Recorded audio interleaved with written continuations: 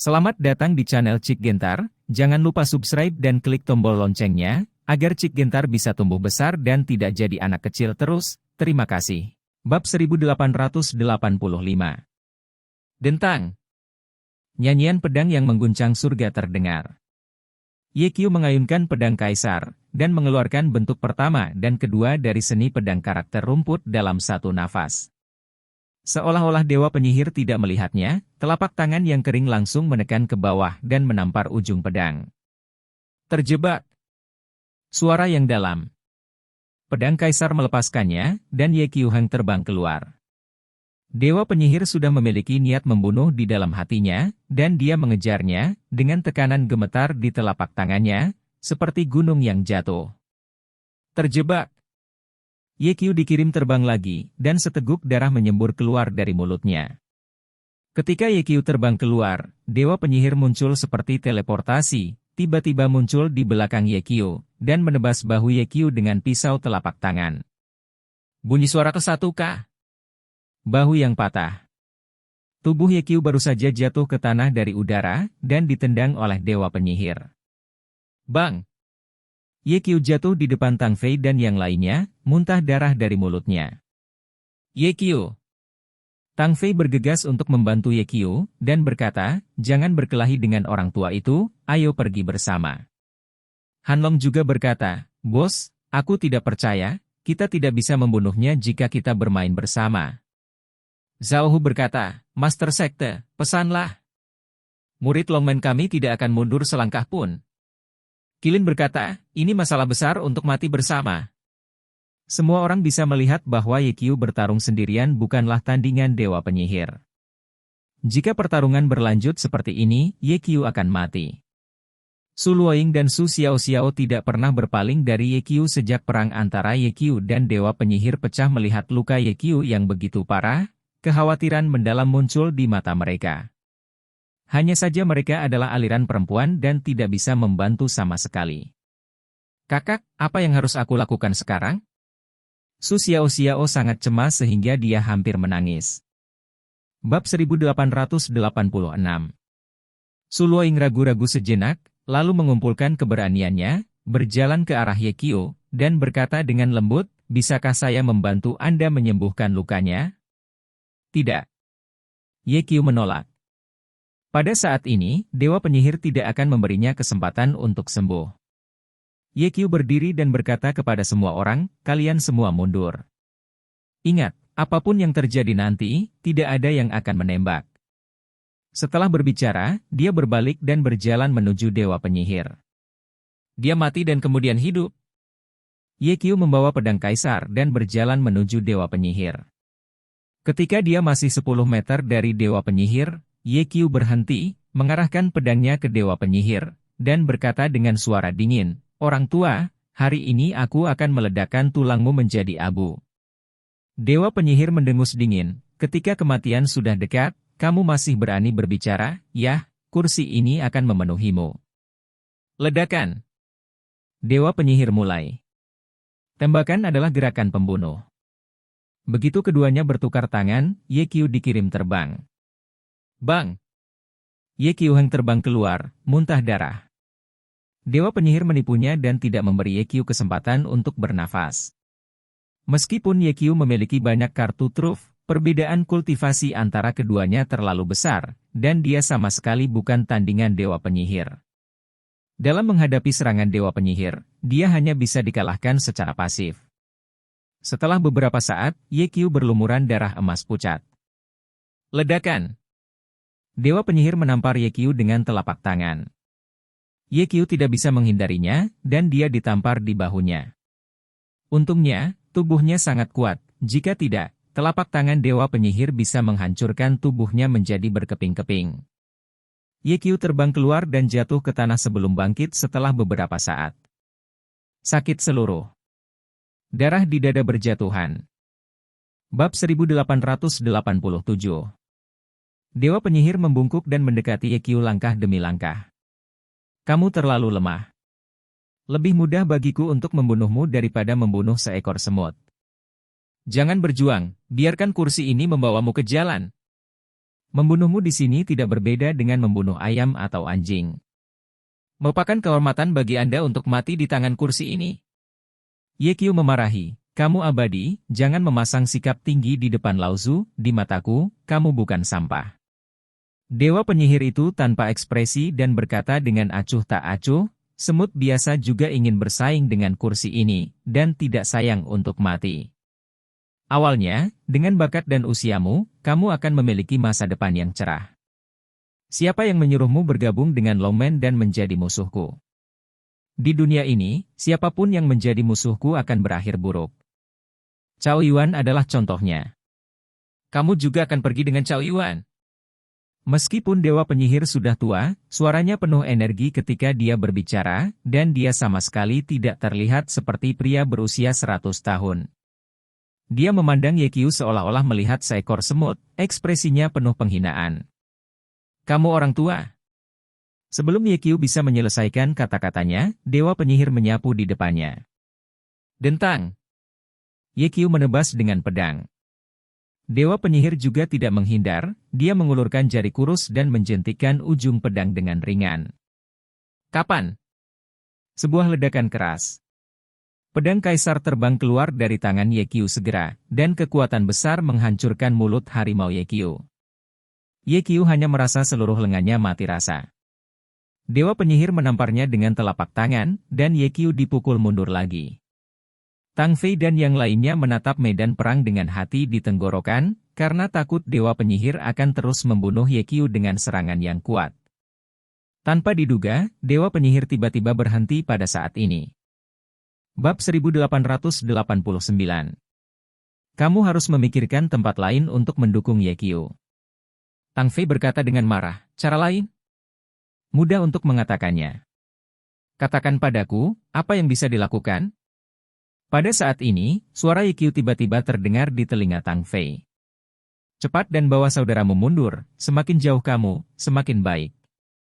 Tang Fei mengira dia memiliki halusinasi pendengaran, dan hendak bertanya pada Qilin, tetapi melihat Qilin, Han Long, Zhao Hu, dan Long Ye semua menatapnya. Sepertinya aku baru saja mendengar suara kakak Ye Qiu, kata Zhao Hu. Aku juga mendengarnya. Han Long berkata, bos menyuruh kita mundur. Qilin mengangguk, aku juga mendengarnya. Tang Fei bertanya-tanya, Ye Qiu lebih dari 100 meter dari kita. Bagaimana suaranya mencapai telinga kita? Qilin berkata, saya mendengar bahwa ada kungfu untuk transmisi suara dan rahasia, yang hanya dapat digunakan oleh mereka yang berkultivasi tinggi. Apakah kita akan kembali? Long Ye bertanya. Mundur. Tang Fei membuat keputusan tegas dan berkata, karena Ye Qiu meminta kita untuk mundur, maka dia pasti memiliki niatnya. Kita tidak bisa membantunya, dan kita tidak bisa menahannya. Selesai. Tang Fei memberi isyarat, dan para prajurit segera mundur. Han Long juga mengeluarkan perintah, dan ribuan murid Longmen mundur. Pada saat ini, Ye Qiu tiba-tiba bergegas dari tanah, sosoknya seperti embusan angin, dan berlari ke arah bangunan panggung di tebing. Jika kamu tidak bisa melarikan diri, terimalah pengaturan takdir. Dewa Penyihir mengejarnya. Melihat itu, Dewa Penyihir hendak mengejar Ye Qiu. Tiba-tiba, Ye Qiu dengan cepat berbalik dan memeluk Dewa Penyihir itu dengan erat. Dewa Penyihir tertipu oleh tindakan Ye Qiu, apa yang akan dia lakukan? Binasa bersamaku? Tepat ketika Dewa Penyihir bingung, aura menyedihkan muncul di langit, dan Dewa Penyihir hanya merasakan detak jantung. Bagaimana situasinya? Dewa Penyihir tiba-tiba mengangkat kepalanya, hanya untuk melihat awan petir berguling-guling di langit. Tidak, ini bencana. Bab 1890. Wajah Dewa Penyihir sangat berubah, dan baru pada saat inilah dia mengerti mengapa Ye Qiu ingin memeluknya. Karena Ye Qiu memicu bencana. Ini adalah pengetahuan Ye Qiu. Ye Qiu ingin menggunakan bencana untuk membunuhnya. Dewa Penyihir tidak bisa mengerti, Ye Qiu Xiu sangat lemah, metode apa yang dia gunakan untuk memicu malapetaka? Tidak ada waktu untuk berpikir. Dewa Penyihir ingin menyingkirkan Ye Qiu, tetapi dia dipeluk erat oleh Ye Qiu, dan dia tidak bisa melepaskan diri. HMPH, sebelum malapetaka itu jatuh, aku akan membunuhmu dulu. Dewa penyihir menampar Tian Linggai milik Ye Qiu dengan telapak tangannya. Pada saat ini, dengan suara, boom, guntur setebal ember menembus langit dan turun tiba-tiba.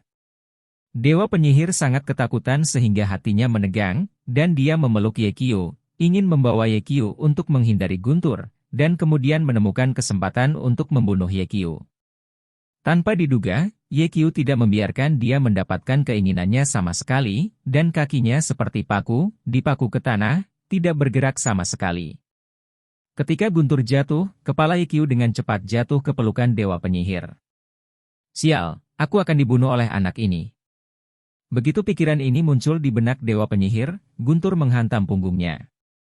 Bunyi suara ke-1 Tubuh dewa penyihir bergetar hebat, punggungnya kabur dengan darah. Dia membuka mulutnya dan memuntahkan seteguk darah, dan tubuhnya terbang keluar. Ye Qiu awalnya ingin mengambil kesempatan ini untuk menyerang dewa penyihir dengan 6 pedang ilahi berurat, tapi dia tidak menyangka bahwa kekuatan Thunderbolt melebihi imajinasinya.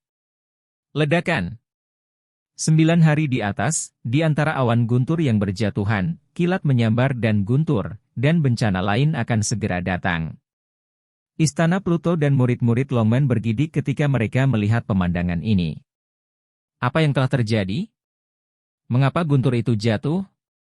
Apakah ini akhir dunia? Bukannya mereka tidak tahu, tetapi sulit bagi orang-orang seperti mereka untuk melihat malapetaka sekali dalam hidup mereka. Bab 1891. Apa yang terjadi? Tang Fei bertanya dengan wajah cemberut. Qilin mengepalkan tinjunya, alisnya penuh kegembiraan, dan berkata, ini malapetaka. Rampokan surgawi? Long Ye terkejut. Zhao Hu buru-buru berkata, saya melihat di novel sebelumnya bahwa beberapa biksu yang kuat akan mengalami malapetaka ketika mereka menerobos kultivasi mereka. Apakah ini artinya? Ya. Qilin bersenandung, menatap awan guntur di langit, dan berkata, tidak heran Ye Qiu berani menantang tuan kedua dari daftar dewa. Ternyata malapetaka adalah kartu asnya yang sebenarnya. Zhao Hu berkata, saya juga melihat dalam novel bahwa setelah para biksu telah melewati bencana, kekuatan mereka akan meningkat pesat, tetapi sebagian besar biksu akan hancur menjadi abu oleh bencana. Master Sekte. Qilin tidak tahu apakah Ye Qiu bisa menahan malapetaka, dan berkata, karena Ye Qiu berani memprovokasi malapetaka, maka dia harus yakin. Sebenarnya, Ye Qiu tidak yakin sama sekali. Dia melakukannya sebagai upaya terakhir. Dewa penyihir mengolah 9 ki sejati, dan dengan kekuatan tempurnya yang sebenarnya, Ye Qiu tidak memiliki peluang untuk menang. Lagi pula, kesenjangan antara dia dan dewa penyihir dalam kultivasi seperti parit, dan dia tidak tahu apakah sang penyihir Tuhan punya kartu truf. Satu-satunya cara untuk membalikan keadaan adalah memicu malapetaka dan menggunakan malapetaka untuk membunuh dewa penyihir. Kekuatan kesengsaraan surgawi pertama semuanya dibanting ke dewa penyihir. Saya harus mengatakan bahwa lelaki tua ini sangat kuat, tetapi dia dihancurkan oleh guntur, dan dia tidak menderita kerusakan serius. Bagaimana dengan tempat kedua dalam daftar dewa? Aku tidak percaya bahwa bencana tidak akan membunuhmu. Ketika Ye Qiu terpesona, dia dengan cepat menggunakan seni naga 9 putaran ilahi, dan 2 kibawaan meledak ke dalam tubuhnya dengan nyanyian naga. Dewa penyihir menatap Leun dan kemudian ke Ye Qiu, sedikit tidak mau. HMPH, aku ingin menggunakan malapetaka untuk menjebakku, dan aku delusi. Ketika malapetaka selesai, kursi ini pasti akan membuat tulangmu menjadi abu. Dewa penyihir meninggalkan kata yang kejam dan menggunakan kecepatan ekstrim, ingin kembali ke gua. Ye Qiu melihat niat dewa penyihir, dan dengan cepat menarik petir, yang datang lebih dulu, seperti panah yang ditembakkan, dan dengan cepat berhenti di depan dewa penyihir. Kamu abadi, untuk apa kamu berlari? Apakah kamu takut? Jangan takut, ini baru permulaan. Ye Qiu berkata dengan senyum dingin di sudut mulutnya, menatap dewa penyihir. Minggir, teriak dewa penyihir. Ye Qiu tidak hanya menolak, tetapi berkata sambil tersenyum, penyihir, ada sesuatu yang ingin saya katakan kepada Anda, mari kita bicara dengan baik. Apa yang ingin kamu bicarakan denganku? Apakah kamu ingin memberiku perintah Master Sekte Gerbang Naga? Oke, aku akan berbicara denganmu setelah bencana selesai. Dewa penyihir bukanlah orang bodoh, dia mengerti bahwa Yekyu tidak ingin berbicara dengannya sama sekali, tetapi ingin menunda waktu dan menunggu bencana datang. Bab 1892. Saya tidak tahu apakah saya bisa menahan malapetaka itu. Saya khawatir saya tidak akan memiliki kesempatan untuk mengatakannya, jadi saya ingin berbicara dengan Anda sekarang. Ketika Yekyu berbicara, dia maju selangkah sambil tersenyum. Suara mendesing. Dewa penyihir sangat ketakutan sehingga dia mundur beberapa meter, seolah-olah di matanya, Yekyu adalah dewa wabah. Senyum di wajah Yekyu semakin dalam, Dewa penyihir, jangan takut. Aku tidak sebaik kamu, bahkan jika aku melakukan yang terbaik, aku bukan lawanmu. Jadi, aku tidak punya niat buruk terhadapmu. Mereka semua memotivasi kesengsaraan surgawi untuk berurusan dengan saya, dan mengatakan mereka tidak memiliki niat jahat terhadap saya. Pemuda ini sangat jahat. Pergi.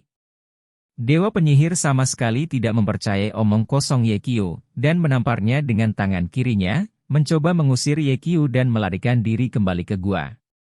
Yekyu juga menjadi lebih kuat kali ini, langsung menghadapi dewa penyihir dan meninju. Angkat kepala tinggi.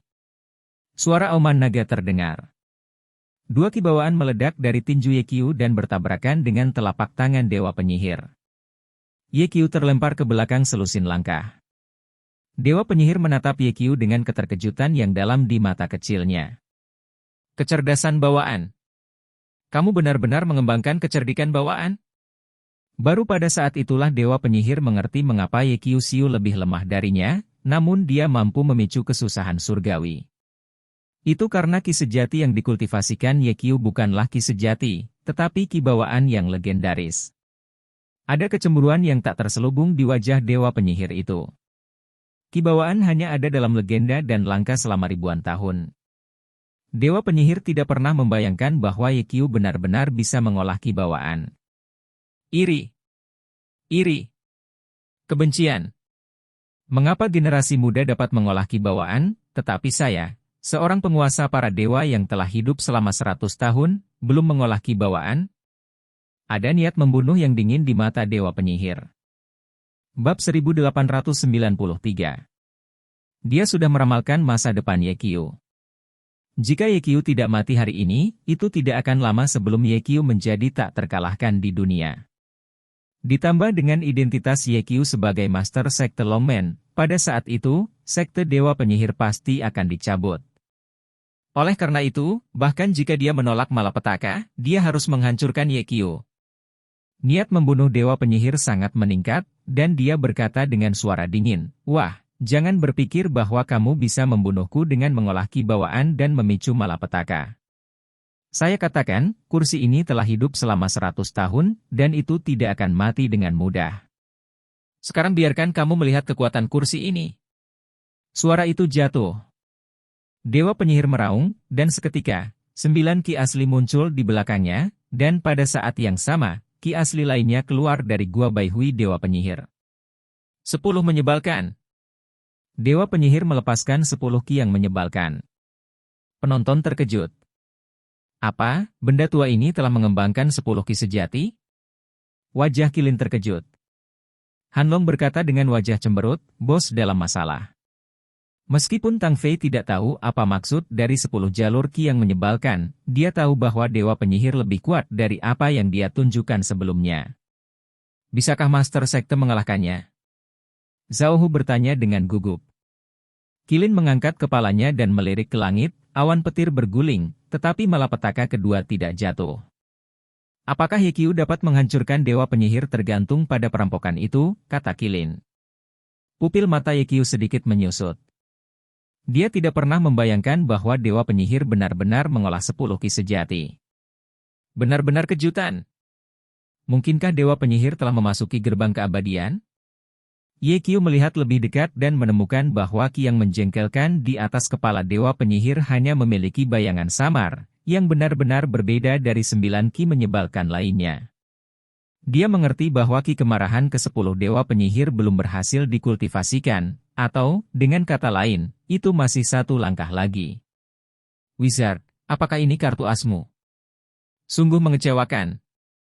YQ berkata sambil tersenyum, jalan ke-10 energi kemarahanmu belum berhasil dikultivasikan. Tidak apa-apa untuk melepaskannya untuk menakut-nakuti anak-anak, tetapi itu tidak akan membuatku takut.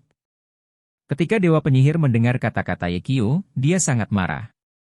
Jika bukan karena kemunculan tiba-tiba YQ di gua sebelumnya, menghancurkan perbuatan baiknya, maka dia akan mendapatkan Suluoying sejak lama, dan mungkin dia akan berhasil mengembangkan jalur ke-10 energi yang menyebalkan dan secara resmi melangkah ke pintu gerbang keabadian. Bab 1894. Meskipun ki kemarahanku yang ke-10 hanya setengah berhasil, itu cukup untuk membunuhmu. Dewa Penyihir mendengus dingin dan menyerang YQ. Dia ingin membunuh YQ sebelum malapetaka kedua datang. Selama YQ meninggal, malapetaka itu akan hilang dengan sendirinya. Tunggu sebentar. YQ tiba-tiba berteriak, menunjuk ke langit dan berkata kepada Dewa Penyihir, lihatlah langit, malapetaka akan datang. Jangan kira aku tidak bisa melihatnya, kamu mengulur waktu. Nah, mati. Dewa Penyihir mengabaikan pengingat YQ dan bergegas mendekat. YQ berdiri diam dan menunggu Dewa Penyihir dengan tenang. Dewa Penyihir baru saja bergegas, sebelum telapak tangannya menampar YQ, dengan ledakan, malapetaka kedua datang. Dewa Penyihir terkejut dan buru-buru menatap ke langit. Saya melihat kilatan petir, menembus langit, dan itu tiba dalam sekejap. Pada saat ini, YQ bergerak, menjadi pendek, dan bersembunyi di bawah Dewa Penyihir. Karena Dewa Penyihir ada di udara, YQ melakukan ini dengan jelas karena dia ingin menggunakan Dewa Penyihir untuk melawan malapetaka untuknya. Dewa Penyihir mengetahui niat YQ, menggertakkan giginya dengan tajam, dan turun dengan kaki kanannya. Dia memikirkannya, bahkan jika dia menolak bencana, YQ akan dihancurkan.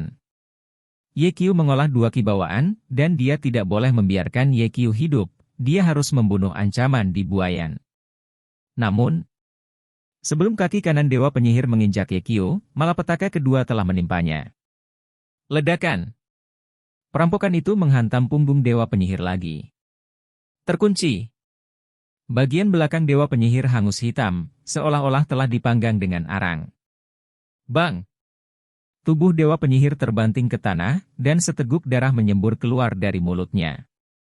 Bencana kedua menghilang. YQ berhasil menggunakan Dewa Penyihir untuk membantunya melawan Guntur. Melihat Dewa Penyihir yang berlumuran darah, YQ berkata sambil tersenyum, Dewa Penyihir, kamu tidak bisa melakukannya.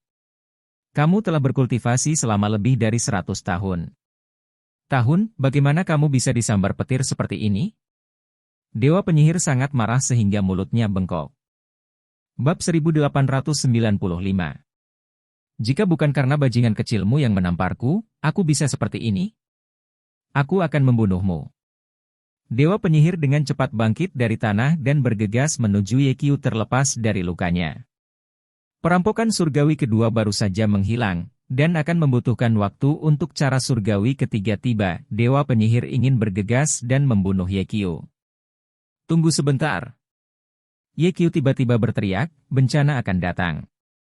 Dengan pelajaran sebelumnya, Dewa Penyihir menjadi lebih berhati-hati kali ini mendengar kata-kata YQ, dia buru-buru berhenti dan menatap ke langit.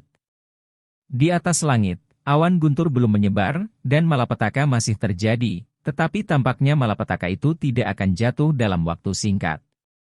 HMPH, kamu masih ingin menunda waktu? Apa pendapatmu tentang aku? Seorang anak berusia 3 tahun? Pergilah ke neraka. Dewa Penyihir membunuhnya. Ledakan. Tiba-tiba ada suara keras, hampir menembus gendang telinga, dan badai petir turun. Kali ini, itu bukan lagi petir, tetapi seluruh bagian, dengan kilat dan guntur yang melonjak seperti laut, seolah-olah akan menghancurkan langit dan menghancurkan bumi. Cahaya terang menyala. Guntur menghubungkan langit dan bumi, seperti Bima Sakti 9 hari yang mengalir, dengan teror yang tak terbatas. Ledakan. Guntur mengejutkan dunia. Hati Dewa Penyihir tiba-tiba menegang, rambutnya ngeri, dan dia merasa bahwa dia sangat dekat dengan kematian. Titik kritis. Dewa Penyihir sangat ingin menyelamatkan hidupnya, jadi dia tidak peduli untuk membunuh Yekio, dan dengan cepat menyapu ke arah gua. Yekio terus menatap Dewa Penyihir, dan begitu Dewa Penyihir bergerak, Yekio menghentikan Dewa Penyihir. Gulungan. Dewa Penyihir memadatkan 10 ki yang menyebalkan ke telapak tangannya, dan menampar Yekio dengan telapak tangan di udara, tapi dia melewati kepala Yekio dan langsung bergegas ke tebing. Ujung jari Yekio segera merangsang 6 pedang ki, mencegat Dewa Penyihir. Tubuhnya seperti embusan angin, dan dia dengan cepat menyusul Dewa Penyihir. Pada saat ini, guntur akhirnya jatuh. Ledakan. Yekio dan Dewa Penyihir dikirim terbang pada saat yang sama. Bab 1896. Kulit Yekio retak, tubuhnya hangus hitam, dan darah keemasan pucat memercik kemana-mana. Dewa Penyihir terlihat lebih buruk. Dewa Penyihir telah diretas 2 kali oleh kesengsaraan surgawi sebelumnya, dan tubuhnya sudah terluka, dan dia dibombardir oleh kesengsaraan surgawi ini lagi. Di kejauhan, ribuan murid Longmen dan tentara dari 200 Hades Hall tercengang, menatap Yekio dan Dewa Penyihir dalam bencana tanpa berkedip. Tang Fei dan yang lainnya merasa kedinginan di sekujur tubuh mereka. Orang aneh macam apa Yekio, bagaimana dia bisa menyebabkan bencana yang begitu mengerikan? Perampokan itu terlalu menakutkan, dan rasanya akan menghancurkan segalanya. Aku tidak tahu apakah Yekio bisa bertahan? Di sisi lain, mata indah Su Luoying dan Su Xiao penuh dengan kekhawatiran yang mendalam. Xiao, kamu sudah berada di sisi Tuan Muda yang begitu lama, dan kamu mengenalnya lebih baik. Apakah kamu pikir dia bisa menahan bencana? Su Xiao melirik Su Luoying dan melihat alis Su Luoying tegang, dan jantungnya berdetak kencang. Apakah adiknya? Tapi mereka hanya bertemu sekali. Su Xiao hendak berbicara, dan dengan ledakan, kesengsaraan surgawi keempat jatuh lagi. Kesengsaraan surgawi ini lebih menakutkan daripada 3 kesengsaraan surgawi sebelumnya, seperti bintang yang jatuh. Yekio naik ke langit dan menghadapi guntur. Melihat Lei Ting semakin dekat dengan Yekio, tiba-tiba Yekio menyapu langkahnya dan muncul di atas kepala Ushen. Sesaat sebelum Lei Ting hendak menyerang Yekio, Yekio memindahkan tubuhnya. Ledakan. Guntur menghantam langsung pada sampul roh surgawi Dewa Penyihir. Segera, kepala Dewa Penyihir terbelah dan otaknya meledak. Guntur awalnya ditujukan pada Yekio, tetapi Yekio dengan cerdik menghindarinya dan membiarkan guntur menghantam Dewa Penyihir. Ledakan. Dewa Penyihir Tianlinggai terkena petir, kepalanya terbelah, otaknya pecah, dan dia mati di tempat. Yekio terkejut, dia tidak menyangka kekuatan Thunder menjadi begitu kuat sehingga akan membunuh seorang ahli super yang menduduki peringkat kedua dalam daftar dewa. Terlalu menakutkan. Namun, Yekio masih sangat puas dengan hasilnya, setidaknya Dewa Penyihir itu akhirnya terbunuh. Bab 1897. Seperti semua orang tahu, tindakannya membuat marah kesengsaraan surgawi. Perampokan surgawi mewakili kehendak surga, dan tidak ada yang bisa menantangnya. Yekio menggunakan Dewa Penyihir untuk melawan Guntur, yang tidak diragukan lagi memprovokasi perampokan surgawi. Ledakan.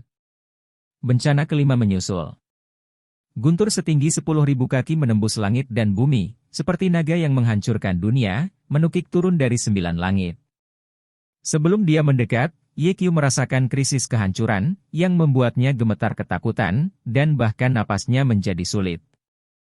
Yekio berdiri di tempat dan hanya bertindak ketika malapetaka akan menimpanya. Suara mendesing. Tubuh Yekio melewati Dewa Penyihir. Ledakan. Lei Ting mengejarnya, dan dalam sekejap, tubuh Dewa Penyihir hancur menjadi 2 bagian dari pinggangnya. Darah berceceran. Yekio menghindari bencana lain. Melihat adegan ini, para murid Longmen sangat gembira dan berseru dengan penuh semangat, Dewa Penyihir sudah mati, Dewa Penyihir sudah mati. Tuan Sekte membunuh orang tua itu. Tuan Sekte luar biasa. Dibandingkan dengan kegembiraan mereka, Qilin dan yang lainnya tampak serius. Meskipun Dewa Penyihir sudah mati, malapetaka belum berakhir, dan Yekio masih dalam bahaya besar. Tang Fei mengepalkan tinjunya, keringat dingin keluar dari telapak tangannya karena dia terlalu gugup, dan berkata dengan suara rendah, "Bisakah Ye Qiu melakukannya?" "Saya percaya bos, dia pasti akan mampu menahan malapetaka." Meskipun Han Long berkata begitu, tetapi jantungnya benar-benar berdetak. Qilin berkata, "Shenzhen Changmei mengatakan bahwa Ye Qiu memiliki keberuntungan besar, dan saya juga percaya bahwa dia dapat menahan malapetaka." Su Luoying dan Su Xiaoxiao menatap Ye Qiu dengan mata yang indah, wajah cantik mereka pucat. Mereka juga khawatir. "Tuan muda Ye, ayolah," bisik Su Luoying. Suaranya sangat kecil, tetapi dia masih didengar oleh Su Xiaoxiao di sebelahnya. Su Xiaoxiao menoleh dan melirik Su Luoying, hanya untuk melihat Su Luoying menatap Ye Qiu, matanya yang indah dipenuhi dengan kekhawatiran yang mendalam. Sudah berakhir, kakak perempuan takut dia benar-benar menyukai Ye Qiu. Begitu Su Xiaoxiao memikirkan hal ini di dalam hatinya, ada ledakan keras di telinganya, yang memekakkan telinga, dan gendang telinganya hampir pecah. Mencari. Saya melihat bencana ke-6 datang lagi. Dunia bergetar. Bab 1898.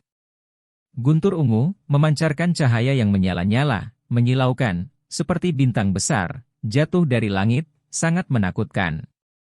Ye Qiu melihat bencana ini, dan hanya ada satu pikiran di hatinya, melarikan diri.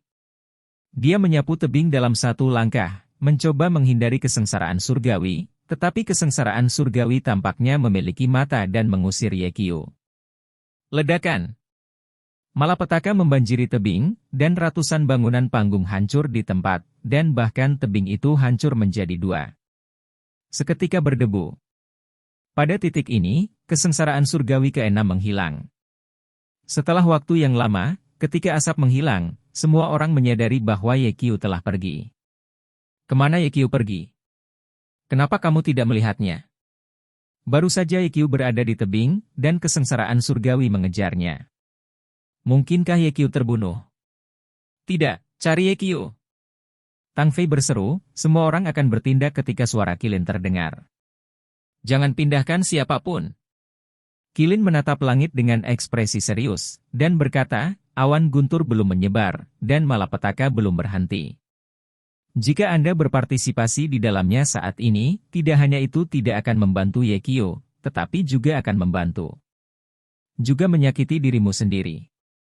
Tang Fei berkata dengan cemas, aku tidak bisa mengurus sebanyak itu, aku harus menemukan Ye Qiu. Uhuk-uhuk. Tiba-tiba, batuk datang dari arah tebing.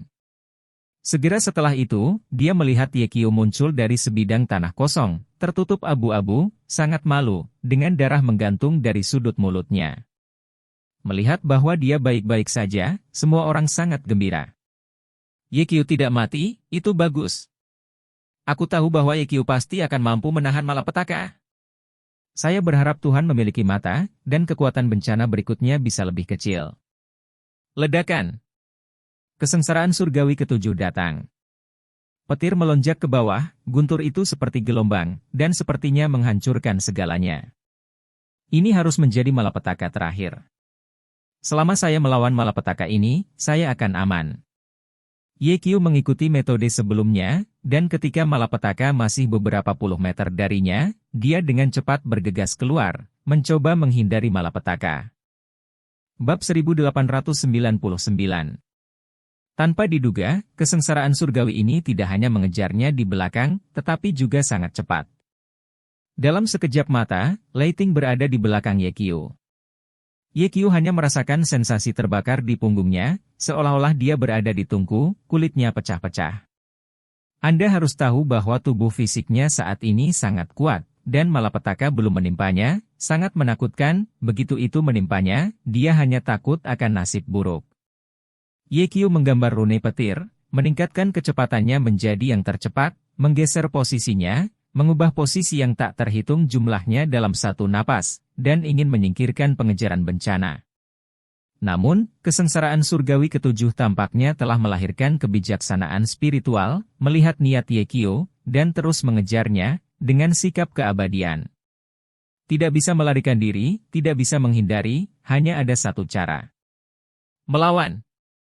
Ye Qiu tiba-tiba berhenti, memutar 9 putaran Divine Dragon Art, dan memusatkan semua kekuatan di tubuhnya pada lengan kanannya, lalu melemparkan pukulan.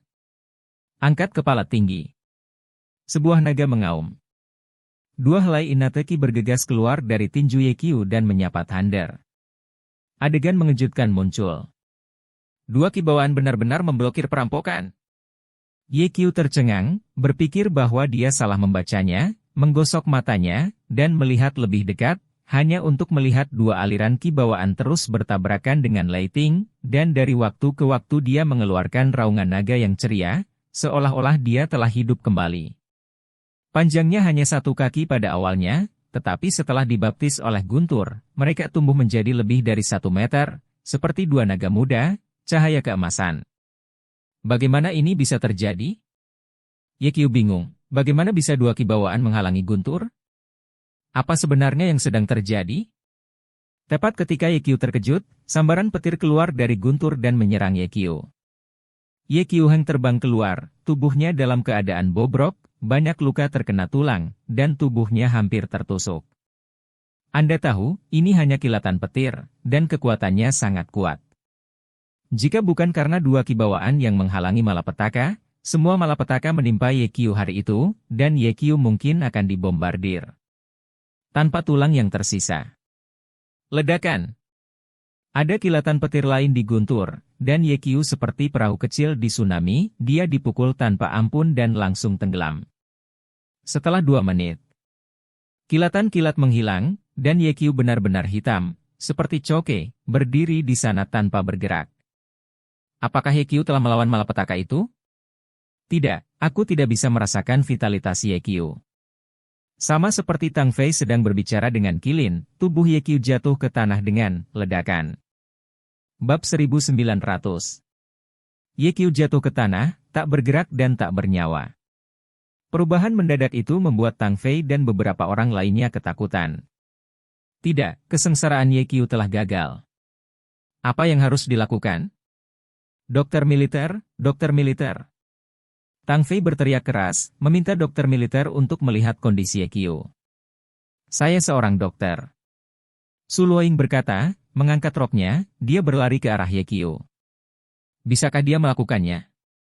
Long Ye meragukan kemampuan medis Su Luoying. Su Xiao berkata, kakakku adalah dokter jenius nomor 1 di Miao Jiang, dan keterampilan medisnya tidak lebih buruk dari Direktur Ye. Oh. Long Ye sedikit terkejut. Su Luoying berlari di depan Ye Qiu dan melihat bahwa tubuh Ye Qiu terbakar hitam, kulitnya pecah-pecah, matanya merah, dan air mata mau tidak mau menetes ke bawah. Kemudian, dia mengambil denyut nadi Ye Qiu. Pulsa hilang. Pikiran Su Luoying sedang kacau. Bagaimana keadaan Ye Qiu? Tang Fei dan yang lainnya datang dan bertanya dengan cemas. Su Luoying tidak mengatakan sepatah kata pun, air mata mengalir di pipinya. Dia tidak tahu mengapa, tapi dia baru bertemu Ye Qiu hari ini. Melihat Ye Qiu seperti ini saat ini, dia merasa sangat tidak nyaman dan tidak bisa menahan kesedihannya. Apa yang terjadi pada Ye Qiu? Kamu bicara. Tang Fei berteriak pada Su Luoying. Begitu Su Xiao melihat ekspresi Su Luoying, dia tahu ada yang tidak beres dan berkata, aku akan menunjukkan kepada Direktur Ye. Dia mengikuti denyut nadi Ye Qiu. Begitu dia mendeteksi denyut nadi, wajah Su Xiao menjadi pucat. Bagaimana bosku? Han Long bertanya. Su Xiao melirik Han Long, lalu menatap Tang Fei dan yang lainnya. Melihat semua orang menatapnya, Su Xiao ragu-ragu dan menjawab, denyut nadi menghilang, Direktur Ye, dia sudah mati. Meninggal. Tang Fei hampir jatuh ke tanah seolah disambar 5 guntur. Bab 1901. Sebelum datang, Dewa Militer berulang kali menjelaskan bahwa apapun yang terjadi, dia harus melindungi keselamatan Ye Qiu. Sekarang Ye Qiu sudah mati, bagaimana dia bisa menjelaskan kepada Dewa Militer? Ye Qiu tidak akan mati. Ye Qiu tidak akan pernah mati. Kamu pasti salah. Dokter militer, dokter militer. Tang Fei berteriak keras, dan kedua dokter militer itu bergegas.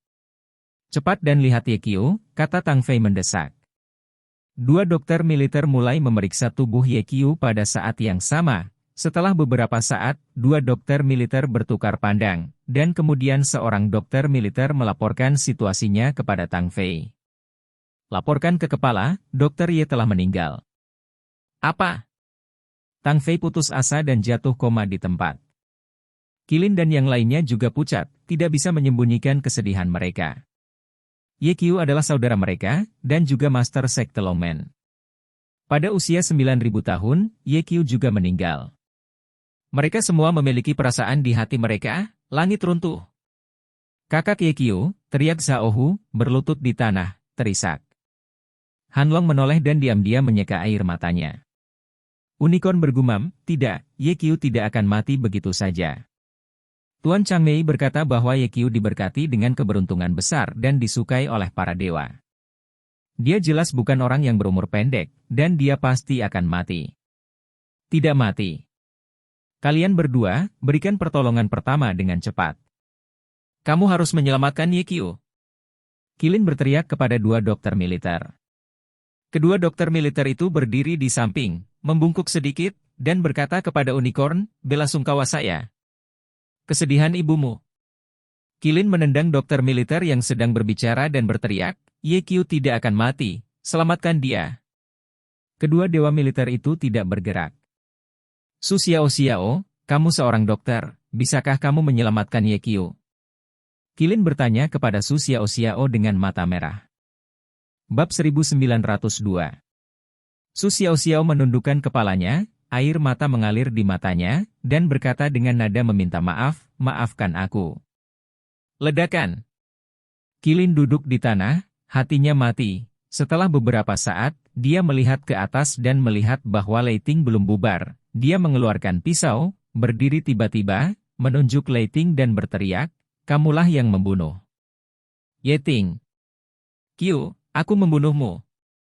Setelah selesai berbicara, Qilin menyerang Thunder dengan pisau. Engah! Qilin menikam di udara dengan pisau. Lei Ting tiba-tiba menghilang tanpa jejak, dan dua naga bawaan yang marah meraung gembira, dan dengan cepat masuk ke tubuh Yekyu. Terjebak! Tiba-tiba, tubuh Yekyu sehitam arang bergerak. Ini bergerak, Tuan Muda Ye bergerak. Su Luoying berteriak kaget. Semua orang buru-buru menatap Yekyu. Terjebak. Saya melihat Yekyu mengulurkan telapak tangannya yang gelap, menekannya ke tanah, dan kemudian menopang tubuhnya untuk berdiri perlahan. Meskipun tubuhnya sehitam arang, matanya sangat jernih. Yekyu membuka matanya dan melihat wajah cantik Su Luoying. Apakah kamu hidup? Su Luoying memandang Yekyu, dan tiba-tiba tertawa terbahak-bahak, gunung dan sungai memucat. Sangat cantik. Yekyu tercengang dan bertanya, mengapa kamu di sini? Aku, Su Luoying ingin menjelaskan, tapi dia tidak tahu harus berkata apa. Dia tidak tahu dari mana keberanian itu berasal. Dia melangkah maju dan memeluk Yekyu. Aroma tubuh perawan yang unik masuk ke dalam lubang hidung. Yekyu patah hati. Tapi segera, Yekyu melihat perbedaannya, dia menemukan bahwa Su Luoying dalam pelukannya benar-benar dingin. Seperti sepotong es yang tidak akan meleleh dalam 10.000 tahun. Apa yang berat dingin? Yekyu awalnya ingin mengambil kesempatan ini untuk menangkap denyut nadi Su Luoying untuk melihat seperti apa fisiknya, tapi Su Luoying tiba-tiba melepaskan pelukannya. Bab 1903. Tubuhku sangat dingin, dan aku khawatir itu akan mempengaruhimu. Su Luoying melirik Yekyu, dan dengan cepat menundukkan kepalanya, wajahnya yang cantik memerah. Melihat adegan ini, Su Xiao juga memeluk Yekyu di bawah utusan itu. Direktur Ye, kamu baru saja mengkhawatirkanku. Yekyu hanya merasa bahwa ada rasa penindasan di depannya, dan dengan begitu banyak orang yang hadir, dia sedikit malu, mendorong Su Xiao menjauh, dan berkata sambil tersenyum, aku baik-baik saja. Pada saat ini, Qilin berjalan di depan Yekyu. Saudaraku, aku tahu kamu akan baik-baik saja. Setelah Qilin selesai berbicara, dia membuka tangannya dan bersiap untuk memeluk Yekyu. Pergi. Yekyu memelototi Qilin dengan jijik, dan memarahi, aku tidak suka laki-laki. Kerumunan tertawa. Qilin sangat malu. Yekyu menepuk bahu unicorn dan berkata sambil tersenyum, meskipun perampokannya kuat, hidupku bahkan lebih sulit. Jangan khawatir, aku baik-baik saja sekarang. Saudara Xiaohu, Han Long, maafkan aku membuatmu khawatir. Hei! Yekyu melihat Tang Fei dan bertanya, ada apa dengan Tang Tua? Long Ye menjelaskan, Tang Tua mengira kamu berkorban dan pingsan dalam kesedihan. Yekyu tergerak untuk sementara waktu. Long Ye tersenyum dan berkata, aku membangunkan Tang Tua dan membuatnya bahagia. Tidak. Yekyu menghentikan Long Ye dan berkata, Tang Tua lelah akhir-akhir ini, biarkan dia beristirahat sebentar. Ya. Long Ye mengangguk setuju. Yekyu melanjutkan, beberapa orang, kembalilah ke tempat pertamamu, aku masih memiliki beberapa hal yang harus dilakukan. Saat ini, beberapa orang mundur. Yekyu duduk bersila di tanah, memejamkan mata, dan menjalankan seni Jiusuan Shenlong. Setelah beberapa saat, retakan. Di permukaan tubuh Yekyu, lapisan kulit tua yang hangus terlepas, dan kulit baru itu sebening kristal seperti batu giok. Sekitar 15 menit berlalu. Angkat kepala tinggi. Angkat kepala tinggi. Angkat kepala tinggi. Tiba-tiba 3 auman naga terdengar, diikuti oleh 3 kibawaan yang keluar dari titik akupuntur Bai Hui Yekyu.